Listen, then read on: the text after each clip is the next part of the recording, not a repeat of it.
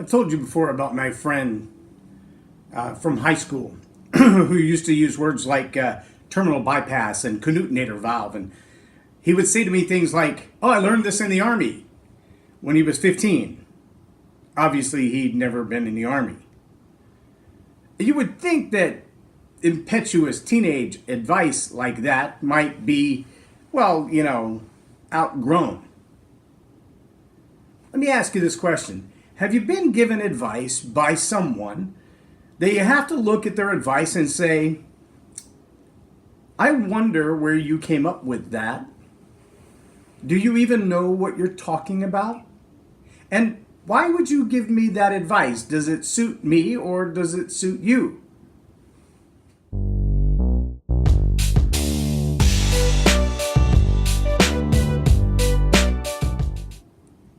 I'm Loren Norris with Leading Leaders Podcast, and I think we all have someone in our life that loves to speak, and they love sometimes to speak into our lives because maybe what's in their heart or in their head is something that they've been thinking for a while, but they haven't tested it yet.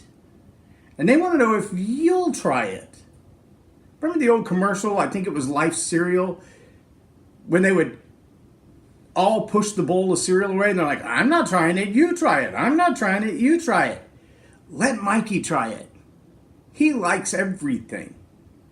And they slid it over to Mikey and they all watched really close as Mikey took a bite of the cereal and then wouldn't share. And like, he likes it. Hey, Mikey. They wanted him to share it back. See, there are a lot of those people in your life that they have to say something, but they don't really have something to say. They don't talk because it's of great value to you. They talk because they don't know how to shut up. They want you to try what they're unwilling to try. They're terrified.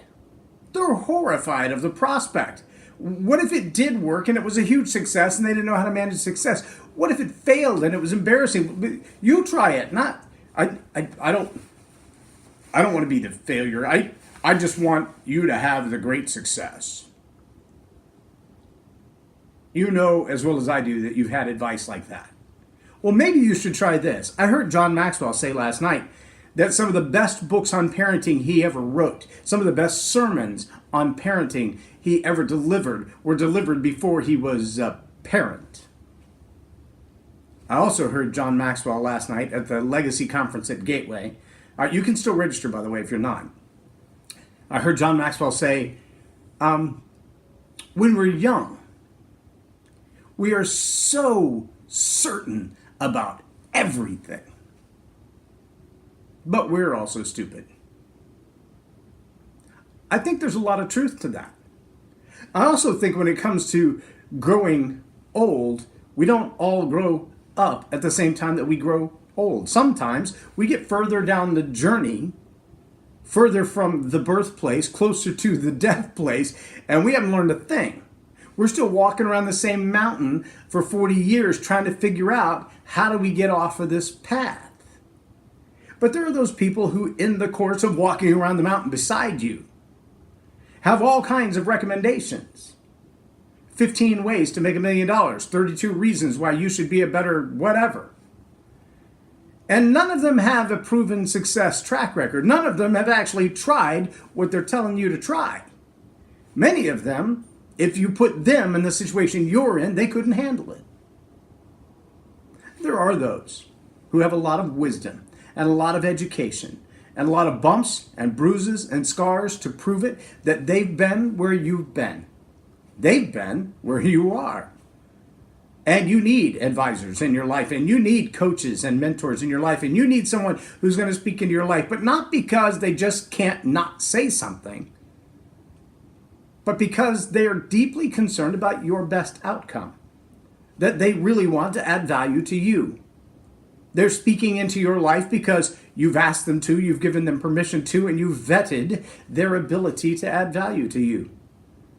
If their integrity, if their lifestyle doesn't measure up, why bother?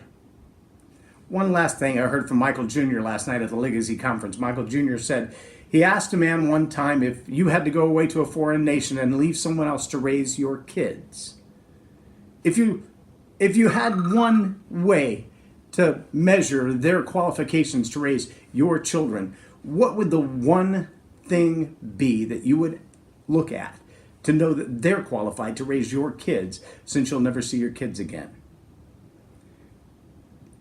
And the man answered and said, are they faithful to God with their giving? And Michael Jr. said, so based on your own answer, you're not qualified to raise your own kids. Who are you getting advice from? Do they have your best interest in heart? Or are they just giving you advice because they feel good telling it? Or because they feel like somebody should try it and they're not willing to? I'm Loren Norris with Leading Leaders Podcast for Tell It Like It Is TV. Have a blessed day.